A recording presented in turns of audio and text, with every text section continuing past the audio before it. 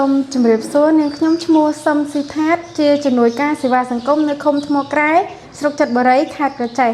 ព័ត៌មានសប្តាហ៍ថ្ងៃនាងខ្ញុំបានមើលតាមរយៈ Facebook TikTok YouTube ភាគច្រើនសុទ្ធតែជាព័ត៌មានដែលមិនច្បាស់លាស់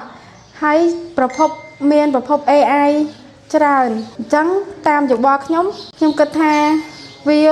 សិតសឹងតែជាព័ត៌មានដែលคล้ายមិនពិតប្រាកដបើសិនជាយើងចង់តាមដាន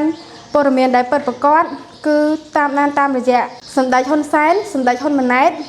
ក្រសួងការពារជាតិនិងក្រសួងព័ត៌មានព្រោះវាជាប្រភពព័ត៌មានផ្លូវការច្បាស់លាស់ជាពិសេសបងប្អូននៅក្នុងខេត្តក្រចេះ